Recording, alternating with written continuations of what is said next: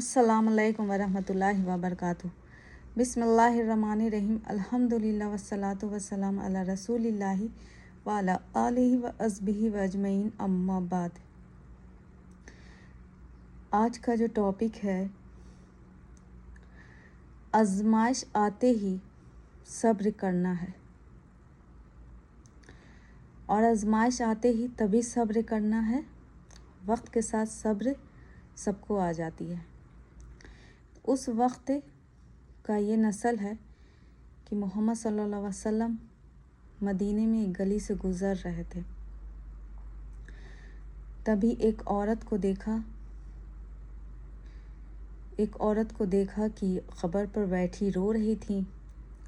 तो आप सल्लल्लाहु अलैहि वसल्लम आकर कहते हैं कि ए औरत, अल्लाह का तक़वा अख्तियार कर और डर अख्तियार कर और सब्र कर। वो औरत नहीं जानती थी कि नबी करीम सल्लल्लाहु अलैहि वसल्लम है।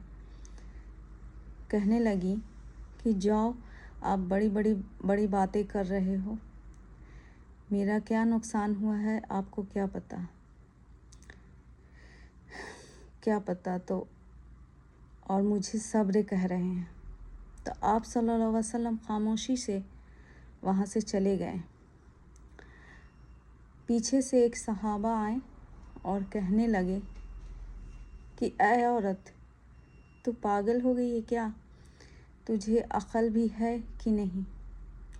क्या क्या तो औरत ने कही कि मैंने क्या किया? तो बोले तू पागल है, तुमने किया क्या? वो कहती है मैंने क्या किया?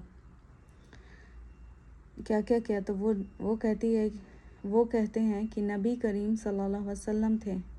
वो सहाबा कहने लगते हैं कि वो जो तुम्हें बता रहे थे या बोल रहे थे, वो नबी करीम सल्लल्लाहु अलैहि वसल्लम थे।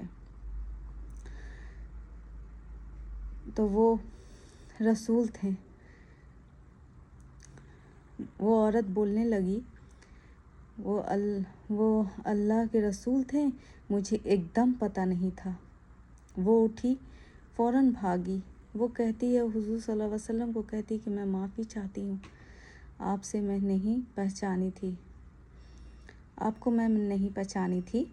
आपको आप सल्लल्लाहु अलैहि वसल्लम फरमाएं, उसको आप सल्लल्लाहु अलैहि वसल्लम फरमाते हैं कि जब सब्र तब है, ज़िंदगी के साथ सब्र तो सबको आ जाता है। अगर आपके औलाद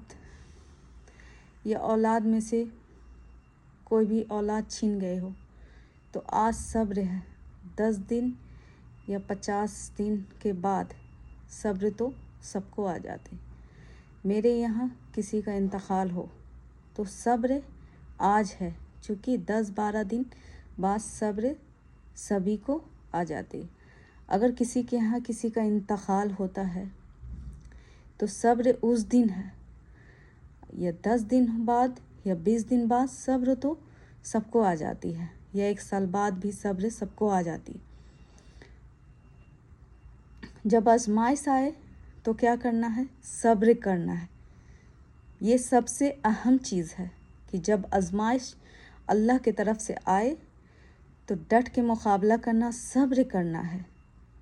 अहम चीज़ ये है, जान लीजिए कि दूसरे अल्लाह से मदद तलब करना है, अल्लाह से दुआएं मांगना है, अल्लाह के आगे रोना है, गिड़गिड़ाना और दुआ करना है। अल्लाह खूब सुनने वाले हैं और अल्लाह सभी को उस तकलीफ़ से, उस परेशानियों से अल्लाह निकालने वाले हैं। तो मदद तलब करना है दुआओं के ज़रिए। मुसीबत आई है तो अल्लाह उसको हमसे दूर कर, दुआ करना है। ये जो परेशानियां आई हैं तो हमसे दूर कर, अल्लाह से दुआ तलब करना है। अल्लाह से दुआ तलब करना है कि अल्लाह जो हमारी परेशानियां आई हैं उसको तू दूर कर। तो अल्लाह ताला से मांगने से दुआ कबूल होती है, और जो परेशानियां आती हैं अल्लाह ताला दूर करते हैं। अल्लाह इस आजमाइश में हमें खड़ा उतारा।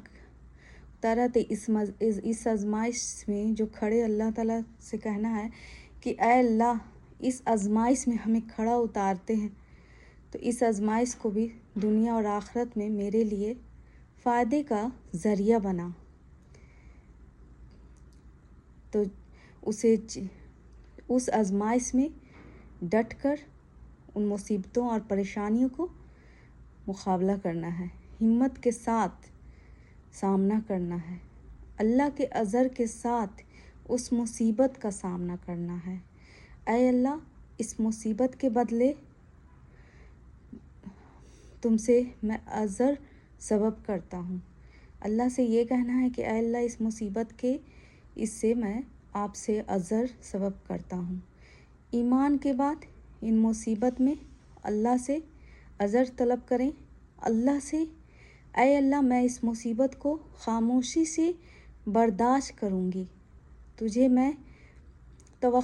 پہ توکل کرتی ہوں اور امید کرتی ہوں، تو ہی اس کے بدلے میں کچھ نہ کچھ دے گا، خالی ہاتھ مجھے نہیں جانے دے گا انشاءاللہ۔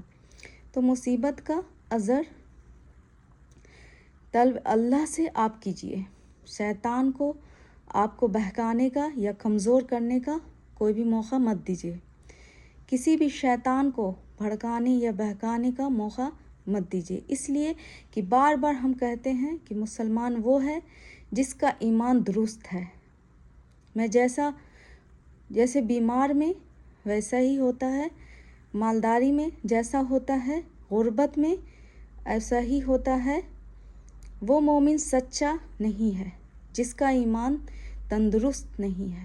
تو اللہ کا ذکر ہو اور بیمار ہو تو اللہ کا شکر کرنا بھول جائیں۔